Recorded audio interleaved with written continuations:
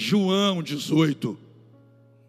Quem falou Gênesis aí? João 18 diz assim: tendo Jesus dito isto, saiu com seus discípulos para além do ribeiro de Cedron, onde havia um jardim, no qual ele entrou e seus discípulos.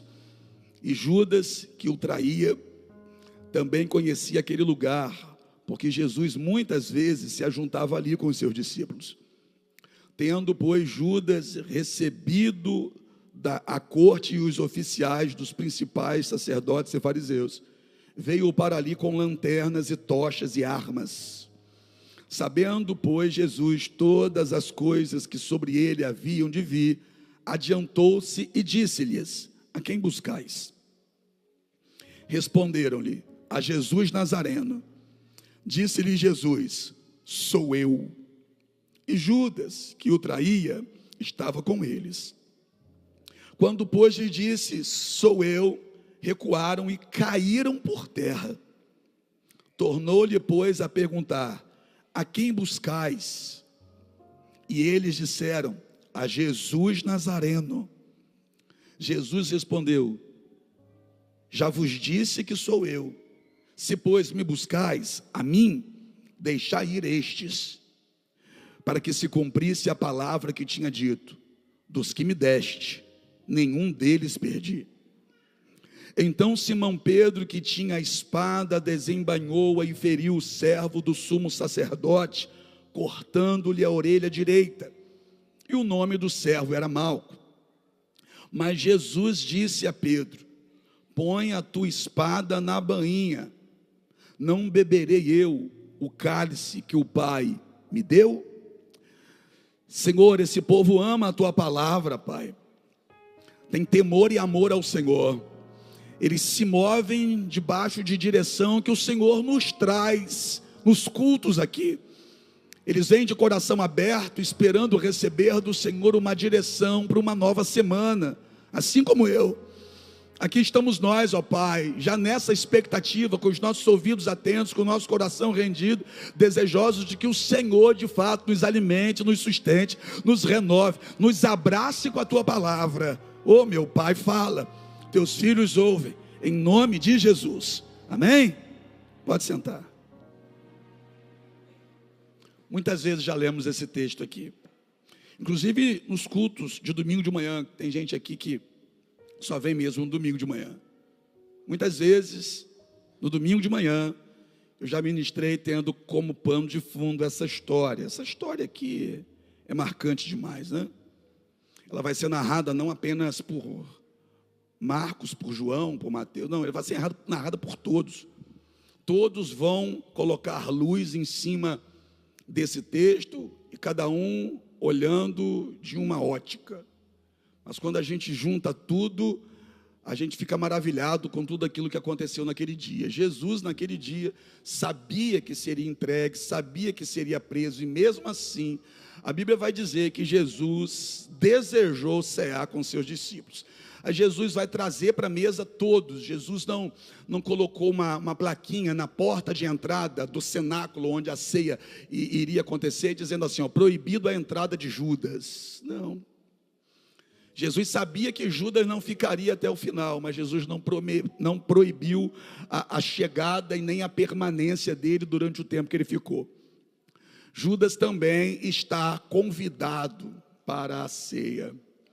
E quando Jesus diz, olha, desejei cear convosco, Jesus não está dizendo, Pedro, eu desejei cear com você, João, o discípulo que eu amo, eu desejei cear com você, Bartolomeu, com você. Não. Quando Jesus diz para todos, desejei cear convosco, inclusive desejou cear com Judas. Chamou todo mundo à mesa. E Jesus foi ter naquela mesa aquilo que a gente vive fugindo de ter. Jesus foi ter ao redor da mesa aquilo que nós, você e eu, a gente vive fugindo de ter. O quê? Conversas difíceis. A gente vive fugindo de conversas difíceis. Só que existem conversas que são difíceis, porém necessárias. Jesus está ao redor da mesa e Jesus vai falar: olha, um de vós vai me trair. Ô, conversa difícil. Isso lá é conversa para levar para a mesa? É o tipo de conversa que deve ser tratada ao redor da mesa, não em pé na fila da padaria, não na casa de um vizinho, não na casa de Matilde, Crotilde, Brutilde. Não, é o tipo de conversa que se deve ter com a pessoa em questão ao redor da mesa. E Judas estava ali. Então Jesus vai ter uma conversa difícil, essas que a gente vive fugindo. Muitas vezes a família não está bem, mas não se reúne ao redor da mesa para ter a conversa difícil. Está tendo algum problema com os filhos, mas não se chama o filho para estar ao redor da mesa, para se colocar os pingos nos is, ter a conversa difícil. Na verdade, a gente prefere nem ter a conversa, e quando alguém toca no assunto, a gente some na fumaça do ninja, porque a gente não quer nem falar sobre aquilo. Só que não falar sobre o problema não vai fazer o problema deixar de existir. Então, ao redor da mesa, Jesus foi ter a conversa difícil. Aí fica um discípulo olhando para o outro: será que sou eu? Será que é ele? Será que é o outro? Quem será que é? Aí Jesus responde: é aquele que colocar a mão no prato comigo. E quando Jesus vai para colocar a mão no prato, a mão de Judas vai junto. Eu? Você que está dizendo. A conversa difícil precisou existir. A conversa difícil não pode ser esquecida, negligenciada. Por quê? Porque senão ela vai ganhando tamanhos que a gente não controla depois. Um casamento não acaba da noite para o dia, nem do dia para a noite. Vai dando sinais. Sinais que precisam ser enfrentados ao redor da mesa em uma conversa difícil. Mas a gente foge. Um filho não vai dormir sendo obediente, uma bênção, e acorda com um cigarro de maconha na boca. Não. Seu filho não dorme bem e acorda dizendo: agora eu quero fumar maconha. Não é assim. Os sinais vão surgindo, só que a gente vai fazendo o que a gente diz na roça, todos nós aqui somos da roça, o que a gente chama de vista grossa. A gente vai tapando o sol com a peneira, a gente vai fingindo que não está vendo, porque a gente não quer ver. Mas o fato de a gente não querer ver não quer dizer que não exista. Se está existindo, tem que ser enfrentado. Enfrentado como? Gritando, batendo, não uma conversa difícil ao redor da mesa. Apóstolo, mas a Bíblia diz que não é para a gente afastar a vara do nosso filho. Até hoje você pensava que a vara era bater no filho? Fala sério para mim. Quando a Bíblia diz que a gente não deve afastar a vara do filho, você até hoje estava pensando, está falando de forma literal, é pegar uma vara e bater? Funcionou com você? Eu sou uma pessoa, eu apanhei quando criança. Apanhou, mas cresceu cheio de mágoa do pai e da mãe. Você quer fazer a mesma coisa com o seu filho? Quando a Bíblia diz que não é para afastar a vara do filho, é a correção. Não é a coça, não é bater, é chamar, é conversar, é pôr ao redor da mesa, é ter a conversa difícil. A gente não quer. E a prova de que a gente não quer, mais uma vez, é esse silêncio que está aqui nesse ambiente. Ó. Por quê? Porque não é um assunto que você gostaria nem de estar ouvindo. Porque eu estou indo contra aquilo que você acredita, porque você até hoje, quem sabe, agiu assim. Prefere não falar, prefere não conversar, e é por isso que tanta família é destruída. Jesus teve a conversa difícil, necessária. Judas sai para estar em outra mesa, porque tem gente que senta na sua mesa, mas nunca quis estar ali de verdade, nunca esteve inteiro ali. Sempre esteve na sua e visitando outras mesas. Tanto que quando Judas sai dali, ele sai direitinho onde ele deve ir. É como se do outro lado já tivesse uma outra mesa esperando por ele. O que é isso? Mesas visitadas por Judas. Tem gente que até senta ao redor da sua mesa, mas vive visitando outras. E Judas, como visitava outras mesas, ele sabia direitinho em qual mesa agora ele deve entregar a Jesus. ele sai dali e vai se juntar com aqueles que sempre tinham uma cadeira boa para ele sentar. Sempre tinha um lugarzinho para Judas perto deles. Sempre teve. Aí Judas foi. O fato é que o tempo em que Judas esteve ali naquela mesa, o tempo em que Judas caminhou com Jesus, Judas teve todas as oportunidades de lutar contra aquilo que estava dentro dele. Quando Judas está nessa mesa, na ceia com Jesus, Judas está tendo mais uma vez a oportunidade de lutar contra isso que está gritando dentro dele, essa vontade de sair dali, de se aliançar com outros para trair o mestre dele. Mas tendo essa oportunidade, ele não aproveitou. Eu falava com o irmão aqui em cima, antes do culto começar, que ele dizia: rapaz, tem muita gente por aí que está brincando. Eu falei: eles estão brincando, mas Deus está vendo. E esse período em que não está acontecendo nada com eles, é um tempo que eles estão tendo para ter a oportunidade de se arrepender. Só que Deus está vendo tudo. Eles estão tendo a oportunidade de lutar contra isso, de se arrepender. Só que eles estão agindo como se Deus não estivesse vendo, pelo simples fato de nada estar acontecendo com eles. Aí vai fazendo. Só que chega uma hora que a conta chega. Judas teve a oportunidade. Fez o que com ela? Ignorou. Saiu, foi lá na outra mesa, que sempre teve lugar para ele. Sempre teve lugar para ele. Aí ele troca, vem de Jesus. E Jesus está aqui na mesa com aqueles que decidiram ficar. Porque tem quem vá, mas sempre tem gente que vai ficar. Tem gente que não aproveita a oportunidade, mas sempre vai ter aqueles que também aproveitam a oportunidade. O problema é que muitas vezes a gente foca mais no Judas que vai, do que no Pedro que fica, no João que deita no ombro. Porque foi nessa mesma ocasião que João foi encostando, pegou a cabeça dele, no ombro de Jesus. Irmão, com todo respeito, se eu sentar ali do lado de Maico, no culto rolando, eu sentar do lado de Maico, e do nada, eu colocar a minha cabeça no ombro de Maico, ou no peito de Maico, você vai pensar o que de mim? Você vai olhar para mim e falar: que bicho estranho é esse, velho? Deitando no colo do outro homem ali na igreja. Você vai falar o que de mim, irmão? Qual o rótulo que você vai colocar em mim? E um apóstolo com mau costume, não, que negócio feio é esse? Agora, isso hoje, você imagina lá. João não teve medo de fazer o que ele está com vontade de fazer. O quê? Só que a gente foca mais no Judas que foi, do que no João que ficou e ainda buscou intimidade com Jesus, deitando com a cabeça no ombro dele.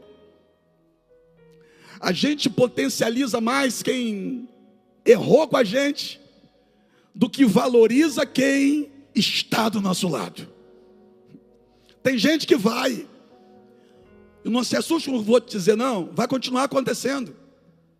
Vai ter gente que vai. Nem todo mundo que começou uma caminhada contigo vai terminar uma caminhada contigo. Eu não estou falando do casamento não, pelo amor de Deus, tá? Judas vai, Jesus fica com quem fica. Aí no final da ceia, de acordo com a Bíblia, Jesus canta um hino ainda. Jesus sabe que naquela noite ele vai ser preso, mas Jesus fica ali, e no final da ceia, ele come o pão com os discípulos, ele reparte o cálice entre os discípulos, ele bebe do fruto da uva, e ele ainda canta um hino, ele canta com os discípulos. Você acha que ele cantou sozinho? Claro que não, ele chama os discípulos para cantar com ele. Depois que termina a ceia, ele vai caminhando agora com os 11 que ficaram, porque um foi embora, trair. De repente ele chega para 8 e diz, ó, vocês fiquem aqui, porque eu e esses 3 aqui nós vamos mais adiante. Ele chama Pedro, Tiago e João, e com Pedro, Tiago e João, ele vai para lugares mais distantes, ele vai mais para dentro do jardim. Jesus está fazendo algo que a gente precisa aprender a fazer. O que? Gerenciar acessos. Esses estão prontos para ir comigo até aqui. Só que esses 3 aqui estão prontos para ouvir o desabafo do meu coração. Jesus não vai desabafar o que está no coração dele com os 11. Jesus só vai fazer isso com 3. Porque nem todo mundo está preparado para ouvir o que você está sentindo aí por dentro. E a gente tem que aprender a gerenciar esses acessos. Eu ontem dizia e repito aqui agora, não dê acesso a quem não te dá destino. Para de ficar contando a sua vida para todo mundo, gente que não vai resolver o teu problema, pelo contrário, vai te arrumar mais um problema, fazendo fofoca com aquilo que você contou para ele. Jesus nos ensina a gerenciar acessos. Aí aqui, como se não bastasse aqui, ele trouxe os 3, aí ele deixa os 3 aqui e entra para lá sozinho. Porque tem coisa que nem melhor amigo está preparado para ouvir. Tem coisa que sou apenas eu e Deus, Deus e eu. Tem coisa, irmão, que se você contar para o teu melhor amigo, ele vai ficar 5 minutos chocado com aquilo que você acabou de dizer. Por quê? Porque ele não esperava que tivesse acontecendo isso contigo. Jesus traz os 3 até aqui, mas lá dentro é só ele. Lá dentro ele ora e pede ao Pai, se possível for, passa de mim esse cálice sem que eu beba. Ele fez isso por 3 vezes. E nas 3 vezes que ele volta, até onde ele deixou os 3 estavam dormindo. Aí de repente, quando Jesus chega lá a 3ª vez e acorda os 3, se ouve o barulho. Qual barulho? Esse aqui. Esse aqui, aí eu chego no texto para a gente já caminhar para o fechamento. Porque quando esses soldados chegam, olha o que o texto vai dizer, vem trazendo armas, tochas, lanternas. Vem os soldados, vem Judas, e vem um representante do sumo sacerdote. Vem o representante da religião. Porque os religiosos da época foram o pivô de tudo isso. Foram eles que conspiraram para isso aqui. Então vem os soldados e vem um representante do sumo sacerdote, Malco. E aí de repente Jesus, quando vê aquele alvoroço todo, os discípulos estão com ele, Jesus pergunta, a quem procurais? Aí do outro lado alguém vai dizer, a Jesus o Nazareno. Aí Jesus responde, Jesus não foge da responsabilidade, Jesus não se esconde atrás dos outros, Jesus está agindo como eu e você devemos agir. Como assim? Se o problema é meu, quem tem que enfrentar sou eu. Jesus não saiu correndo, não subiu numa árvore para se esconder, não se escondeu atrás dos discípulos e disse, resolve lá para mim. Não. Igual muito homem se esconde atrás da mulher e diz, resolve lá para mim. Igual um amigo quer esconder atrás do outro dizendo, resolve lá para mim. Não. Se o problema era dele, quem vai enfrentar de peito aberto para resolver é ele. A quem procurais? Jesus o Nazareno. Sou eu. E quando Jesus disse, sou eu, de acordo com o texto, todo mundo caiu. Aconteceu uma ação sobrenatural. Todo mundo caiu. Aí todo mundo levanta. Aí Jesus pergunta de novo, a quem procurais? Jesus o Nazareno, já disse que sou eu. Se procuram a mim, então deixa esses irem. O que Jesus está dizendo é o seguinte, ó, problema meu, eu não quero que ninguém esteja dentro para sofrer aquilo que quem tem que sofrer sou eu. Se o negócio é comigo, deixe que eles se vão. E a gente reclama porque tem amigo que não entrou com a gente naquele problema. E quem disse que tem que entrar, rapaz? Quem disse que tem que resolver para você? Quem disse que tem que apanhar de meia? Se o problema é teu, quem tem que resolver é você. Quem tem que se posicionar é você. Ah, quando eu mais precisei do seu amigo pode até estar do seu lado, mas sofreu um problema que foi criado, quem sabe até por você, não. Aí não. E por muitas vezes a gente quer trazer as pessoas para dentro do nosso sofrimento para sofrer com a gente. Você não tem que trazer seus amigos para dentro do teu sofrimento para sofrer com você, não. Jesus diz, ó, deixa que eles se vão. E é nessa hora, de acordo com o texto, que surge essa questão aqui de Pedro e Malco. Pedro tem uma faca, uma espada, uma faca grande. Pedro puxa a faca, parte para cima de Malco, que é o auxiliar, o representante do sumo sacerdote. Pedro, interessante que Pedro tinha um alvo. Pedro vai para cima de Malco. E Malco não está armado. Por quê? Porque Malco não é soldado. Quem vai prender Jesus são os soldados. Mas Pedro parte para cima de Malco com a faca. Interessante. Pedro está querendo mostrar uma valentia para quem não tem uma arma para se defender. Por que Pedro não foi para cima de um soldado? Pedro está querendo mostrar o que com isso? Porque se Pedro é machão mesmo, ele deveria ir para cima de um soldado, né, com uma espada na mão. Um soldado do outro lado com uma espada na mão, ele não quis enfrentar. Mas partir para cima de um Malco desarmado, Pedro foi. É tanta gente que quer aparecer. É tanta gente que quer mostrar uma coisa que não é. Pedro parte para cima de Malco, partir para cima de alguém. Eu estou com uma faca, partir para cima de alguém que não tem nada na mão é mole, né? E por que Pedro está fazendo isso? Porque ele havia dito para Jesus, eu vou contigo até a morte. Só que Jesus disse para ele, você não vai não, você vai me negar 3 vezes. Agora ele está querendo provar para Jesus que Jesus estava errado quando disse que ele não iria. Olha como que ele quer provar, partindo para cima de alguém que não tem uma arma na mão para se defender. Ah, Pedrão, fortão, valentão, bonitão. Lá em Santa Cruz, diria que Pedro é o quê? Um se amostrão.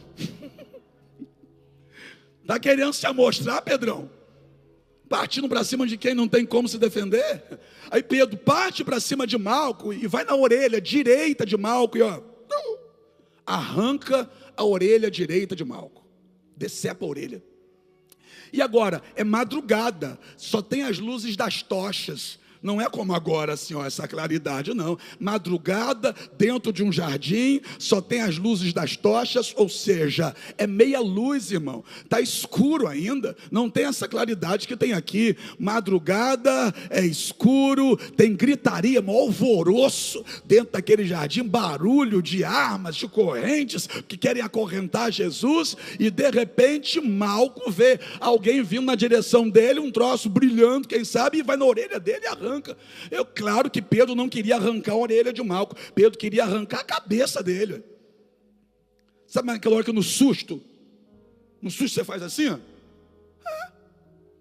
Quando o Malco tomou aquele susto com alguém em cima dele que fez assim, ao invés de pegar no pescoço, pegou na orelha e arrancou a orelha dele. E Malco, você já aprendeu aqui com a gente, que como era auxiliado o sumo sacerdote, aqui Malco já estava na reta final para se tornar um sacerdote. Ele estudou para ser sacerdote, se preparou para ser sacerdote. Malco aqui, o fato de ir representando o sumo sacerdote, funcionava naquela época como se fosse um estágio hoje em dia. É um estágio, e o estágio já é a reta final. Malco já está na reta final, já está pertinho de conseguir realizar o sonho dele, que é ser sacerdote, até que ele cruza com alguém no caminho que atrapalha o sonho dele. Porque de acordo com o livro de Levítico, eu já falei isso aqui também, para ser um sacerdote, a cerimônia era ungir a ponta da orelha direita, ungir o polegar direito da mão e o do pé. Só que Malco agora não tem orelha direita para receber a unção. O ritual vai ser quebrado. Não tem como mais ser sacerdote. Malco está ferido. Repita comigo, ferido. Pronto, e é aqui que eu já começo terminando. Malco está ferido. E quem é Malco? É alguém que não conhece Jesus, mas está ferido. Malco não conhece Jesus, não. Malco só sabe de Jesus o que disseram para ele. E se ele está ali, do outro lado, com o lado daqueles que querem prender Jesus, é porque Malco ouviu falar errado acerca de Jesus. O que Malco sabia acerca de Jesus, sabia através da boca de alguém que não gostava de Jesus. É um perigo você querer conhecer alguém através da boca do outro. É um perigo. É um perigo você querer conhecer alguém através do que o outro fala, através do olhar do outro, porque de repente o outro odeia aquela pessoa. E se odeia aquela pessoa, não vai falar bem dela para você. Aí você passa a nutrir um sentimento ruim por alguém que você nem conhece de verdade, só conhece o que disseram dela. Malco só conhece de Jesus aquilo que disseram para ele. E com quem que ele aprendia? Com o sumo sacerdote. O que o sumo sacerdote falava acerca de Jesus? É um filho de Belzebu. É alguém que expulsa demônios pelo demônio. É um rebelde. É alguém do mal. É por isso que Malco está do lado errado. Aí Malco não conhece Jesus e está ferido. Está ferido e não conhece Jesus. E muito ferido. Ferido no físico e na alma. Por quê? Porque a dor da orelha decepada nem se compara com a dor da frustração por não poder mais se tornar um sacerdote. A dor de dentro está latejando mais forte do que a dor da orelha. A dor da orelha vai cicatrizar ali daqui a pouco. Mas a dor de dentro, se não for resolvida, vai ficar ao longo da vida dele, dizendo para ele: você não conseguiu, não teve jeito para você. Você sonhou tanto e deu errado. Só que Malco está ferido na frente de Jesus. Malco está ferido e não conhece Jesus. Aí olha o que o texto vai dizer. E eu prometo que eu estou terminando mesmo. Jesus se aproxima de Malco, pega a orelha dele. Eu vou repetir, é madrugada, está escuro e muito alvoroço. Pedro parte para cima de Malco e arranca, decepa a orelha direita dele. Essa orelha está caída ali no chão em algum lugar. Jesus vai até Malco, pega a orelha de Malco. Onde? Onde Jesus sabia que estava. De repente Malco nem sabia onde é que foi parar a orelha dele, mas Jesus sabia. De repente você nem sabe onde foi parar a tua alegria, Jesus sabe. Você nem sabe onde foi parar a tua esperança, Jesus sabe. Você não sabe onde foi parar teus sonhos, Jesus sabe. Jesus sabe onde está o que você perdeu, entendeu? Jesus sabe onde está o que arrancaram de você. Jesus sabe onde está o que a vida tirou de você. Jesus sabe onde está. Jesus sabe o que é e Jesus sabe onde está. De repente você não sabe, mas Jesus sabe. De repente Malco não sabia nem a dimensão daquilo que está acontecendo com ele, porque ele não está com o espelho na frente, mas Jesus sabe. Aí Jesus vai na direção de Malco, pega a orelha de Malco, se aproxima de Malco, estende a mão, e não é para apertar o pescoço de Malco para quebrar os ossos, porque Malco estava ali esperando o mal de Jesus. E agora o mal que Malco entrou ali para fazer a Jesus, Jesus vai retribuir a ele com o bem. Jesus pega a orelha dele, coloca no lugar, e Jesus sarou a ferida de Malco. Eu vou repetir, irmão. Jesus sarou a ferida de Malco. Imagina a cena comigo, um homem prostrado no chão, chorando, com a mão aqui, sangue descendo, ferido. Aí Jesus se aproxima dele, ele nem conhece Jesus direito, só de ouvir falar, e o que ele ouviu tudo errado. Aí Jesus se aproxima dele, estende a mão, toca nele e faz a ferida dele cicatrizar na hora. Jesus curou a ferida de Malco, e Malco nem conhecia Jesus. Então pare e pensa, é só raciocinar agora. Se Jesus curou a ferida de alguém que nem conhecia ele, por que ele não curaria a sua? Ei, não esconde não, pede a ele para curar. Não fica tentando esconder, pede a ele para curar. Não fica fingindo que não aconteceu nada, que não está acontecendo nada. Expõe para ele hoje, porque se ele curou alguém que nem conhecia ele, que dirá você que conhece, que ama a ele, que entregou a sua vida para ele, que veio aqui hoje, não foi por causa de mim, foi só por causa dele. que quando acordou hoje pela manhã disse assim, ó, eu vou na casa do meu Senhor adorar a Ele, bendizer o nome dEle, ouvir a palavra dEle. Você andou quilômetros para estar com Ele aqui hoje, você veio para ouvir a palavra dEle, para dizer para Ele que você o ama.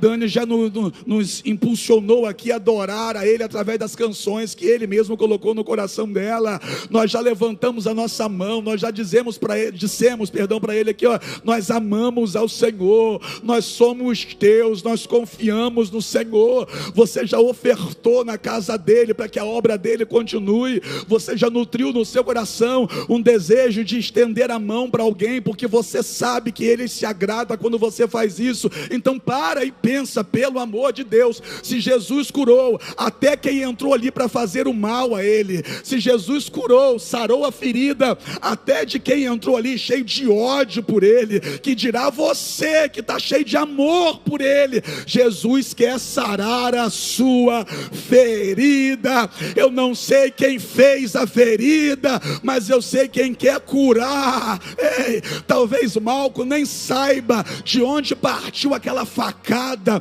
talvez Malco naquele alvoroço todo nem percebeu quem foi que arrancou a orelha dele, e pouco importa quem arrancou a orelha de Malco, o que importa é quem cicatrizou a ferida de Malco. Pouco importa quem te feriu, o que importa é quem tem poder para te curar. Pouco importa quem te machucou, o que importa é quem já está com a mão estendida para te sarar. Para de focar em quem te feriu e começa a pedir o toque daquele que pode te curar. Apóstolo, mas foi meu marido que me feriu, foi meu filho que me feriu. Deixa que Jesus trata deles. Foi meu amigo que me feriu, deixa que Jesus vai tratar com eles. Você não vai precisar fazer nada, você não vai precisar falar nada, você só precisa confiar naquele que está diante de você para te curar. Deixa que de Pedro quem vai cuidar é Jesus.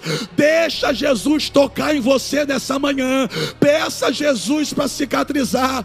Para de ficar fingindo, para de ficar dizendo eu estou bem, está sangrando por dentro.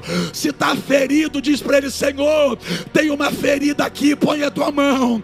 Tem uma ferida no meu coração, põe a mão aqui dentro e sara. Meu marido me feriu, me sara. Meu filho me feriu, me sara. Meu amigo me decepcionou, está ferido aqui dentro, Senhor. Ninguém está vendo, mas está doendo, está difícil.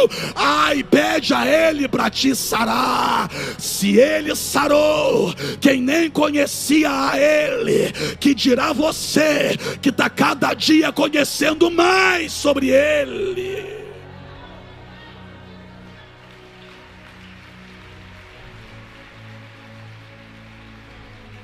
Senhor, me cura. Tem hora que dói, irmão, eu sei. Tem hora que o que a vida faz com você machuca demais. Imagina um camarada estudar 5 anos do lado de um sacerdote para ser um sacerdote, e agora, em questão de segundos, porque está em um lugar que ele não deveria estar, que ele não deveria estar ali. Que mal que Jesus fez a ele para ele estar ali querendo ver a dor de Jesus. Ele não tinha que estar ali. E é impressionante, ele vem construindo algo durante 5 anos. Aí por causa de uma atitude de estar em um lugar que ele não deveria estar, parece que tudo acaba. Para construir dá maior trabalho, né? Para cair é assim, ó. Para construir um prédio, tempo, esforço e muito tempo mesmo. Para jogar um prédio abaixo, você já viu demolição? Coloca algumas dinamite, vai para longe, aperta um botão. Assim, ó. O que levou anos para construir, cai assim. Em um instante. Em um instante errado. Por causa de um momento errado. Tem gente que está na prisão. Por quê?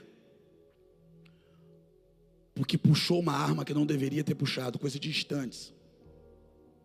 Porque enfiou a faca. Por quê? Porque atropelou, porque passou por cima, porque fez. Sabe aquela coisa do impulso? Aí aquilo que vinha construindo, aposto na prisão, porque, quem sabe na sua cabeça, você pensa que só tem na prisão gente ruim, gente perversa demais. Não. Lá dentro da prisão, irmão, tem gente boa de verdade. Mas por conta de não ter conseguido gerenciar uma emoção de momento, acabou fazendo o que não deveria nunca ter feito. E está pagando por isso. Está pagando por isso. Cuidado com o que você faz com os seus momentos. Cuidado para não estar no lugar errado, junto do grupo errado. Cuidado com essas empolgações.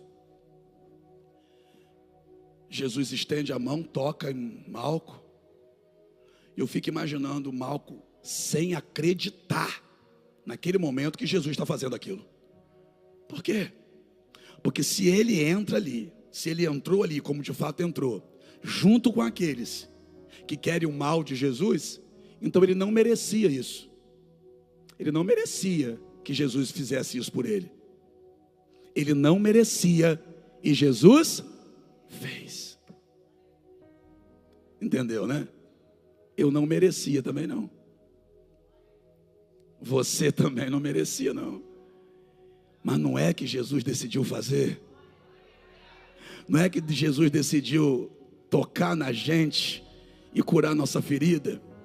Olha aqui, eu não sei quem jogou ácido em você, mas eu sei quem tem o bálsamo para curar você. Eu não sei quem abriu a ferida, mas eu sei quem vai fechar a ferida. Eu não sei quem te fez um mal que você até hoje chora, mas eu sei quem vai te fazer um bem, que durante muito tempo você vai levantar a sua mão e vai adorar. Fica de pé comigo para a gente terminar, fica.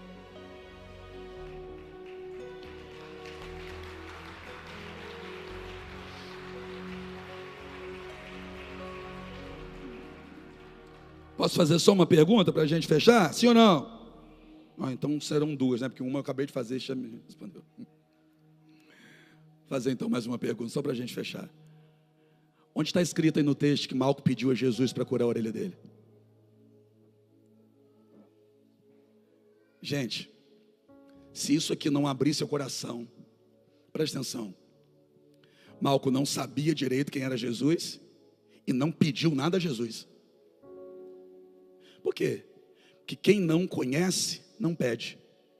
Mas e quem conhece? Quem não conhece Jesus, não pede nada a Ele. Pelo simples fato, não conhece Ele. Se não conhece, não sabe o que Ele é capaz de fazer. Agora, mas quem conhece Ele? Então vamos lá. Malco não sabia direito quem era Jesus e não pediu nada a Jesus. E Jesus foi lá e fez. Se Malco, que não conhecia Jesus e nem pediu nada a Jesus, viu Jesus fazer na vida dele, você conhece a Jesus? Malco não pediu porque não conhecia. Você conhece. Pede. Apóstolo, mas se ele fez na vida de Malco sem Malco pedir, tá. É que com cada um ele trabalha de um jeito. Pede. Porque Jesus ensinou a gente a pedir. Jesus disse assim, até hoje, nada pediram em meu nome. Mas a partir de agora eu vos digo, tudo que pedirdes ao Pai em meu nome, Ele atenderá. O que Jesus está dizendo? Jesus está dando na nossa mão uma carta de autorização. Pode pedir. Pede para Ele curar a sua ferida hoje. Feche seus olhos, vamos adorar a Ele, vamos. Vamos adorar a Ele.